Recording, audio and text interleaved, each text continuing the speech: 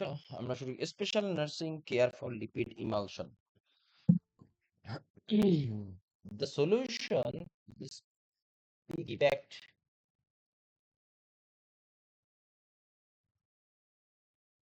Lipid emulsion হলো ওই যে আলাদাভাবে যে টিপিএন এর সাথে যখন আলাদাভাবে না দেওয়া হয় যদি কোনো কারণে টিপিএন এর সাথে যদি তোমার ফ্যাট বা লিপিড যদি না দেওয়া হয় সেক্ষেত্রে লিপিড ইমালশনটা আলাদাভাবে দেওয়া হয় আর কি। হ্যাঁ, লিপিড ইমালশন। তো একটু দাঁড়াও।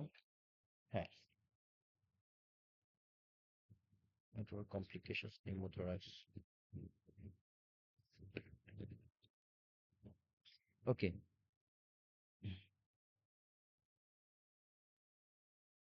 দেখো একটা জিনিস। আম,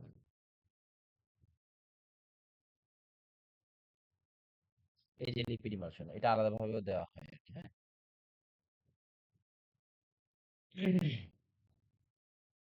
ওই যে পিগি ব্যাগ। আচ্ছা, লিপিং এইগুলো হলো কিন্তু পিগি ব্যাগ। হ্যাঁ, মানে ওই যে ওয়াই টিউব থাকে পিগি ব্যাগে, কিন্তু ওয়াই টিউব থাকে এক সাইড দিয়ে। তোমার ধরো এই সাইডে পিগি ব্যাগে কিন্তু তোমার শুধুমাত্র টিপিএন বা লিপিড ইমালশন ব্যবহার দেওয়া হচ্ছে তা কিন্তু না, তোমার অ্যান্টিবায়োটিক, ব্লাড প্রোডাক্ট, টিপিএন এগুলো দেওয়া হয়। আমরা দেখছি মনে হয় না সবাই মোটামুটি। The solution is piggybacked into the main IV line via the port closest to the catheter insertion through a large filter. Inspect solution for separation of oil, frothiness, frothiness, তারপরে inconsistency or particulate matter. বলছে inspect solution for separation of oil. যদি আমরা এই সলিউশনে কোনোভাবে দেখি যে ওয়েলটা separate হয়ে গেছে, ফ্রথিনেস মানে ফেনা ফেনা হয়ে গেছে বা ইনকনসিস্টেন্ট হয়ে গেছে, মানে ভেসেল দিয়ে যাওয়ার সময়, অর পার্টিকুলেট ম্যাটার কোনো এই ধরনের কোনো কিছু দেখা হয়, মানে এই ধরনের কোনো কিছু হয় কিনা সেটা আমরা দেখবো। Discard the solution if any of this sign seen. যদি এই সলিউশন গুলাতে কোনো কারণে মানে ফ্যাটটা আলাদা মনে হচ্ছে, বাকি প্লাজমা গুলো আলাদা মনে হচ্ছে, যদি কোনো ফেনা ফেনা মনে হয়, এগুলা কিছু হইলে কোনো একটা যদি পাওয়া যায় সাথে সাথে আম, মানে এগুলো দেওয়ার আগে এগুলো চেক করতে হবে, তাহলে ওটা দেওয়া যাবে না আর কি। হ্যাঁ, যদি পাওয়া যায়। Discard partially used bottles. Do not use the solution after 24 hours. Yes, কখনোই একটা সলিউশন 24 hours এর বেশি ব্যবহার করা যাবে না। একবার খোলার পর এটা 24 ঘন্টা পরে ব্যবহার করা যাবে না।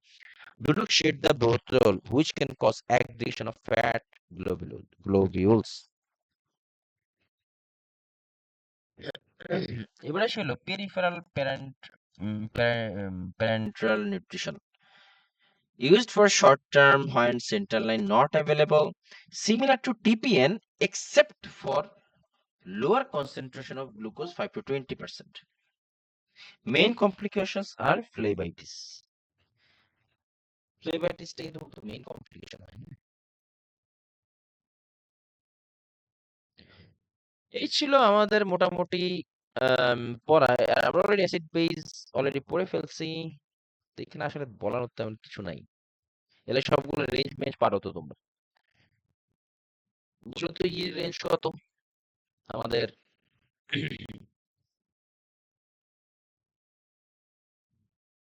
আম, কি বলে, বাইকার্বনেটের রেঞ্জ বলতো সাদিয়া। বাইকার্বনেটের রেঞ্জ কত, নর্মাল রেঞ্জ?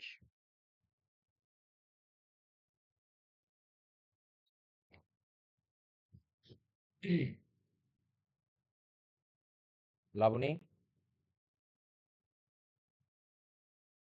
বাইকার্বনেটের নর্মাল রেঞ্জ কত?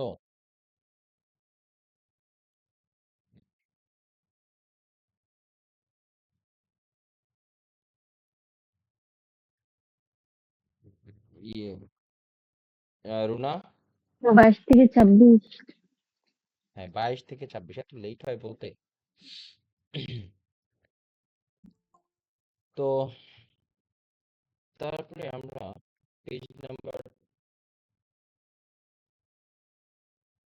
Page number 276, body fluid metabolic, sorry respiratory alkalosis এর পরে fluid electrolyte balance, body fluid. It includes mostly water. আমাদের বডি মোস্টলি ওয়াটারই বেশি, তাই না? And various substance dissolved in it. Water make 50 to 60% of total body weight in adults and 70 to 50, 75% in infants. Body fluid is distributed in various compartments like intracellular fluid in the cells. অবশ্যই একটা plasma থাকে একটু হালকা, তাই না? যেটা আমরা জানি যে নাইলে কাটার পরে এই যে ইয়ে বের হয় থেকে extra extracellular fluid outside the cells, এই যে এটা এগুলো আমরা অলরেডি জানি, এখানে নতুন ভাবে বলার কিছু নাই। এই যে দেখো এই ইন্ট্রাসেলুলার, এগুলো সেলের বাইরে যেগুলো সেটা হলো এক্সট্রা সেলুলার। এক্সট্রা সেলুলার বলতে ইন্টারস্টিশিয়াল আর হলো ইন্ট্রাভাস্কুলার। আমাদের সবচেয়ে বেশি ফ্লুইড থাকে হলো ভেসেলের ভিতরে, ঠিক আছে? Extracellular fluids are there like plasma fluid, interstitial fluid, lymph, and secretions, which is categorized into intravascular and interstitial. Intravascular মানে ভেসেলের ভিতরে fluid within the blood vessel, interstitial fluid between cells and blood vessels. এরপরে আসি হলো third spacing. আচ্ছা third spacing, আচ্ছা এই যে interstitial fluid আছে না, এই যে আমাদের যখন এডেমা হয় না, এখানে একটু বলবি এডে এডেমা হলে এই যে এই জায়গাগুলোতে মানে ভেসেলের ফ্লুইড যখন বাইরে চলে আসে, মানে intra intra interstitial I mean extracellular মানে সেল এবং সেলের বাইরে চলে আসে, ভেসেলে থাকে না, যে ফ্লুইডটা সেল এবং সেলের আশেপাশে ছড়া যায়, তখনই কিন্তু বডি এডেমাটাস হয়। এডেমা হলে এই জায়গাগুলোতে তোমার ইয়ে ফ্লুইড চলে আসে, ভেসেলের ভিতরে না থাকে, তখনই এডেমা হয়। এবার ছিল থার্ড স্পেসিং। থার্ড স্পেসিং এর সাথে এডেমার একটা কি আছে দেখো। Edema may from which an abnormal accumulation of fluid in the interstitial space. আর থার্ড স্পেসিং কি? Which refers to an abnormal accumulation of fluid within the body tissue or a body cavity like peritoneal cavity ascites. মানে হলো দেখো, জিনিসটা একটু পড়ি, বুঝতে চেষ্টা করো। আমাদের তারপর প্লুরাল স্পেস, দেখো আমাদের যে লাংসের যে কভারিং, এই কভারিং এর ভিতরে অনেক সময় ফ্লুইড অ্যাকুমুলেট হয়ে যায়। তারপরে পেরিকার্ডিয়াল সাইক, পেরিকার্ড আমাদের হার্টের যে কভার, এই কভারে যখন এক্সট্রা ফ্লুইড এসে জমা হয়, তখন এটা এটাকে বলা হয় থার্ড স্পেসিং। এই জিনিসটা নরমালি কিন্তু আমাদের জমা হওয়ার কথা না, কিন্তু কোনো কারণে ডিউ টু এনি রিজন বলতে কি, যেমন ধরো ওই যে অ্যাসাইটিস, যেমন অ্যাসাইটিস হয় যখন বিশেষ করে লিভারের প্রবলেম লাইক সিরোটিক পেশেন্ট, এই ধরনের পেশেন্টদের যখন ইয়ে হয় যে তোমার ওটাকে কি বলে মানে ইয়ের ভিতর পেরিটোনিয়াল ফ্লুইড। হ্যাঁ, মানে পেটে যখন তোমার প্রচুর পানি জমে, দেখবা সিরোটিক পেশেন্টদের কেন? কারণ তাদের অ্যালবুমিন কমে যায়। অ্যালবুমিন কমে যাওয়ার কারণে অনকোটিক প্রেশার কমে যায়, ফলে কি ওই ভেসেলের ভিতরে আর পানি থাকে না, পানি চলে আসে বাইরে। তখন পেটের এখানে চারপাশে প্রচুর পানি অ্যাকুমুলেশন হয়, জমা বেঁধে যায়। এটাকে বলা হয় হলো ascites, accumulation of fluid in the peritoneal cavity, এটাকে বলা হয় অ্যাসাইটিস। এই যে এক্সেস পরিমাণ ফ্লুইড এখানে জমা পড়লো, এটাই হলো থার্ড স্পেসিং। ঠিক একই রকম ভাবে আমরা কার্ডিয়াক ট্যাম্পনেট দেখছি, এই যে হার্টের কাভারিং এ এসে জমা হয় ডিউ টু হার্ট ইস্যু। তারপরে কি বলে প্লুরাতেও সেম একই রকম হয়, এগুলাকে বলে থার্ড স্পেসিং। জাস্ট এতটুকু জানলে হবে। এই ফ্লুইড গুলো জমা হইলে এখানে বলে থার্ড স্পেসিং মানে হলো মানে ইন্ট্রাভাস্কুলার এবং ইন্টারস্টিশিয়াল স্পেসের বাইরে যদি কোথাও পানি জমে, ফ্লুইড জমে যায়, সেটাই হলো থার্ড স্পেসিং। আমরা যেমন আমরা যে মানে ইয়ে সরি কি বলে ডায়ালাইসিস পড়ানোর সময় আমরা এখানে একটা জিনিস দেখাইছিলাম যে পেরিটোনিয়াল ক্যাভিটিতে অনেক সময় কিন্তু তোমার জমে, কি বলে এই পানি জমে পেটের ভিতরে, ওই পানিটাকেও কিন্তু তোমার ডায়ালাইসিসের মাধ্যমে বের করানো হয়।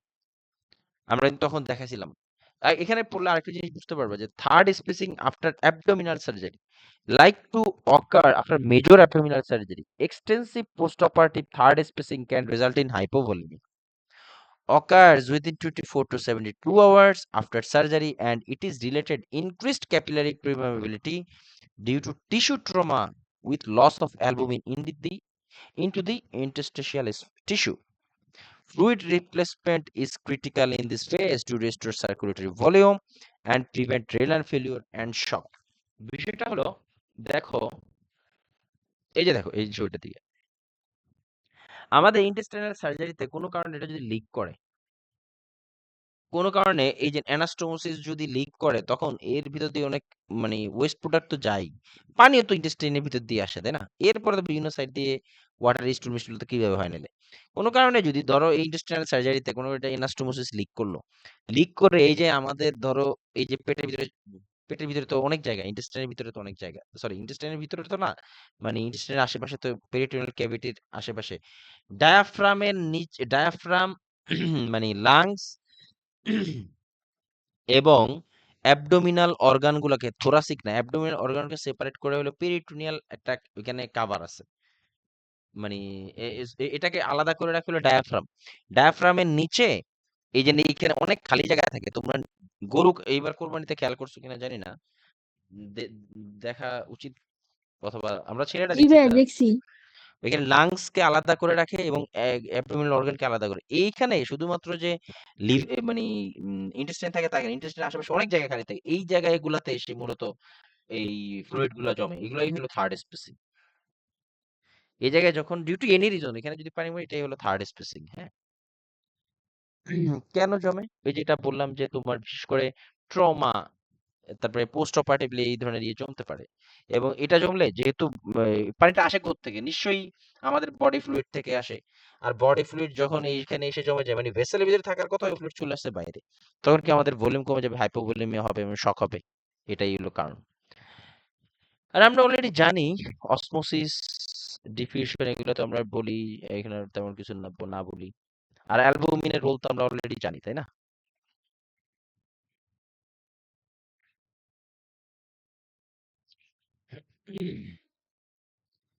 আরেকটু আমরা পড়ি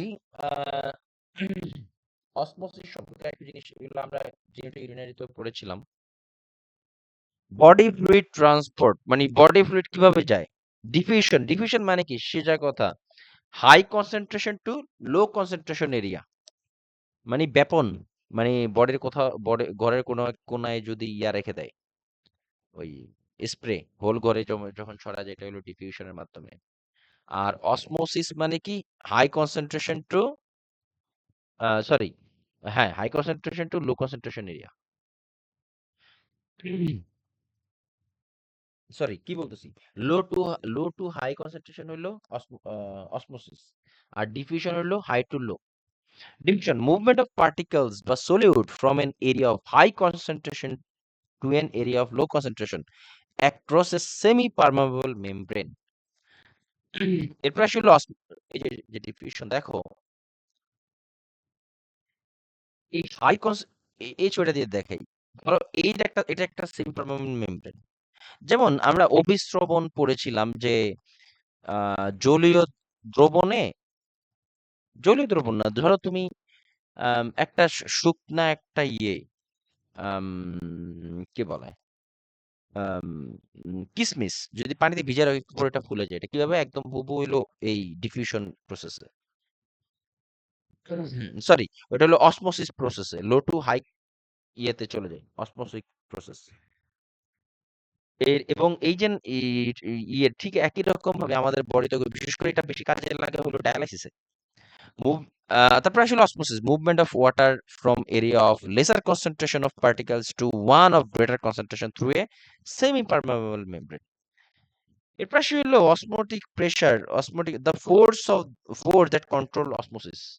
এই যে সেমি পারমেবল মেমব্রেন থেকে, আই মিন এটা যে সেমি পারমেবল মেমব্রেন, এই যে এখান থেকে যে যেই শক্তির বলে সেমি পারমেবল মেমব্রেনকে ক্রস করে পাশে চলে যায়, অপর সাইডে চলে যায়, এটাই হলো osmosis pressure, osmotic pressure.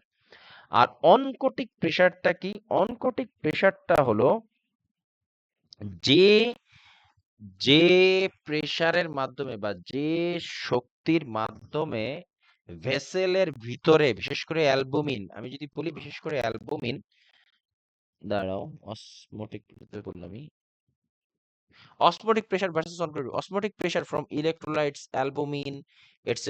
in the blood. R oncotic pressure মানে কি? From protein in the blood. oncotic প্রেসারটা হলো যে ফোর্সের মাধ্যমে প্রোটিন বা অ্যালবুমিন পানিকে ভেসেলের ভিতরে ধরে রাখে, সেটাই হলো অনকোটিক প্রেসার। অনকোটিক প্রেসার কি শুধুমাত্র পানি বা প্রোটিনের মাধ্যমেই পানি ধরে রাখবে? নো, আমাদের এই যে ইলেকট্রোলাইট, এই যে আই মিন সরি, কি বলে, ডায়ালাইসিস হয়, ডায়ালাইসিসও কিন্তু অনকোটিক প্রেসার কাজে দেয়। ওইখানে হইলো মানে কি, হাই কনসেন্ট্রেটেড এরিয়া থেকে low concentration area diffusion, low to high, মানে ডিফিউশন, অসমোসিস, এই ধরনের ধাপগুলো এখানে ব্যবহৃত হয় ডায়ালাইসিসে। তখনও কিন্তু এই অনকোটিক প্রেসার তখনও ওদেরকে বলা যায়। অনকোটিক প্রেসার মানেই যে শুধু অ্যালবুমিন তোমার ভেসেলের ভিতরে পানি ধরে রাখবে তা কিন্তু না।